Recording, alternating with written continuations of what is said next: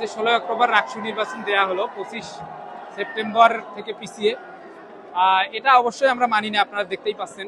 কারণ বারবার যে রাকসু নির্বাচন পেছানোর অপরাজনীতি চলতেছে, এ নিয়ে 4 বার রাকসু নির্বাচন পেছানো হলো।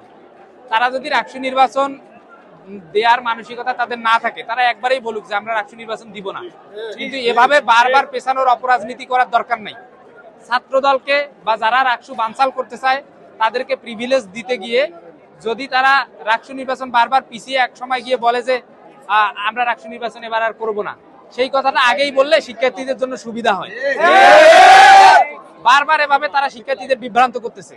কারণ শিক্ষার্থীরা এই যে আগামী 25 তারিখ রাকসু নির্বাচন হবে কি হবে না এইটার দোলাচলে পরে অনেক শিক্ষার্থী ভাই বোনেরা বাড়ি গিয়েছে, আপনারা দেখতে পেয়েছেন। এই প্রশাসনের স্ট্রং কোনো ভূমিকা না থাকার কারণে সবগুলোতেই যেই সিন্ডিকেট তাদেরকে ব্যবহার করতেছে নির্বাচন পেছানোর জন্য, নির্বাচন বানচাল করার জন্য, সেই সিন্ডিকেটের ফাঁদে পড়ে গিয়ে তারা একটা দুর্বল ভূমিকা পালন করতেছে। আমার মনে হয় দৃঢ় ভূমিকা পালন করা দরকার। এবং এই 25 তারিখ যে এটা ছিল, এটা তো আগে থেকেই ঠিক করা ছিল। তারা এটার আমরা আগেই বলেছিলাম যে শর্ট অ্যানালাইসিস করে একটা তারিখ দেন, যেই তারিখ সবাই মেনে নিবে। কিন্তু এই তারিখ এমন তারিখ দিল, আবার এই তারিখে এসে প্রশ্নটা ফিরে এনে আবার তারা নাটক করা শুরু করছে। আমরা বলবো আমাদের 25 তারিখের রাকসু নির্বাচন যেটা পিছিয়ে দেয়া হলো, এটা অবশ্যই ধিকৃত কাজ হয়েছে।